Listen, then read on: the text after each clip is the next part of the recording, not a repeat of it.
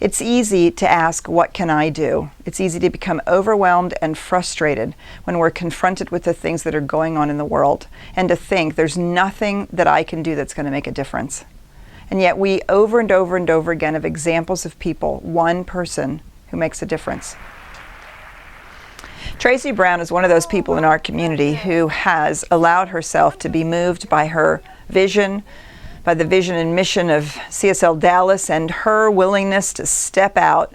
I did this work because it's fun. It's fun to build a bridge. It's fun to help other people build bridges with folks who are different from them.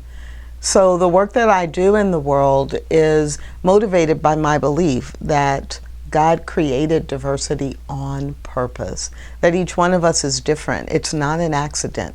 So our work is simply to communicate with each other and to learn how to create a harmonious world.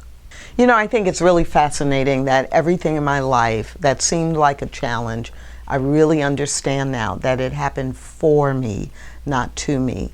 So all of the times I was in situations of being Black and in a predominantly white environment, or if I was the youngest and I was managing people older than me, or I was in healthcare but I didn't have a healthcare background originally.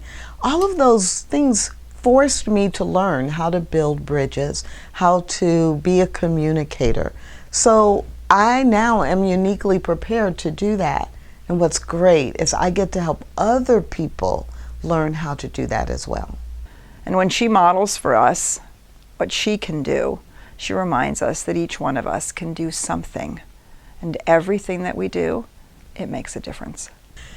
After doing work in diversity and inclusion for more than 20 years and having written several books on diversity and inclusion, a lot of my clients, as well as people who just knew me, would ask me what could they do to respond to race-based hatred and violence in a positive way.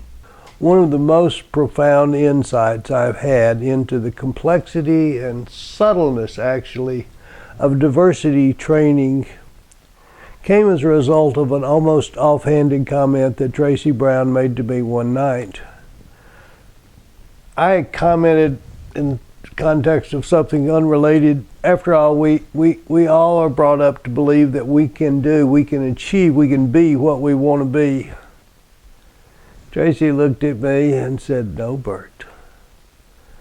We do not all grow up that way. You were taught that. I was not." This simple statement was a really awakening to me, an awakening to the fact that all of us do not grow up with the same beliefs about life.